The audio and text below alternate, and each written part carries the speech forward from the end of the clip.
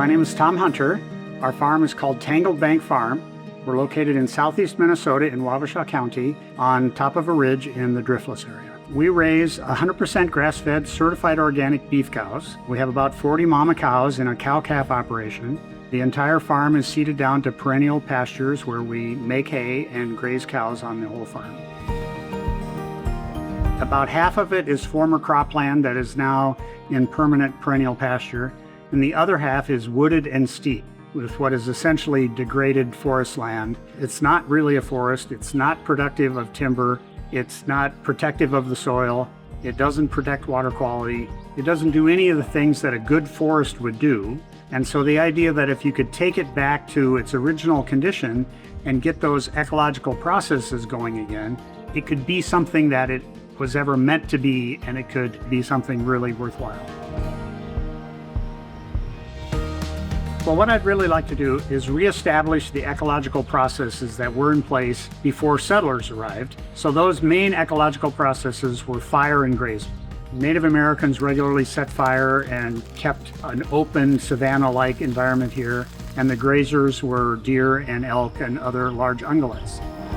Silvopasture in its most basic sense means grazing animals in woods where there are trees, but it means managed grazing with the focus being on maintaining the health of the forest and the soil in that area.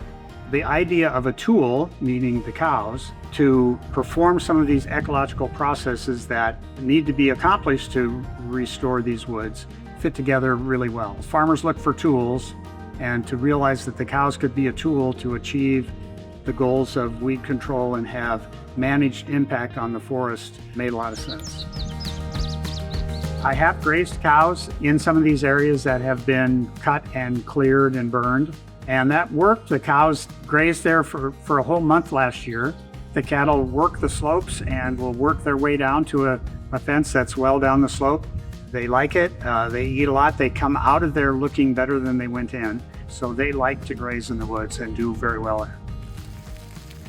Prescribed fire is intentionally setting a fire with a clear set of expectations about what it is supposed to do and what it's not supposed to do, where it's supposed to go and where it's not supposed to go.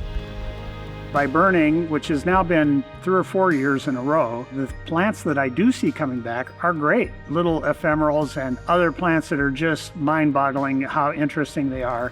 They expand their range a little bit every year. It's 10 or 20 feet in this direction and 50 feet in that direction, and you feel like you're working with the natural ecological processes. This is what nature wants to do.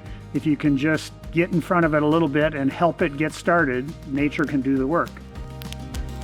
5 years from now, hopefully after a lot of the overstory has been gotten cut down and removed from the site, we probably are going to need goats, which is another great tool, to fight the regrowth of the buckthorn, because that's what they're really excellent at. And after probably 3 years of goat grazing, which should have knocked the buckthorn back enough that the native grasses can get started well in. And then that will start the productive part of the phase where those grasses will be coming in. Certainly it'll be additional tonnage that my cows can graze, but it can be used strategically. It can be in reserve in a dry year.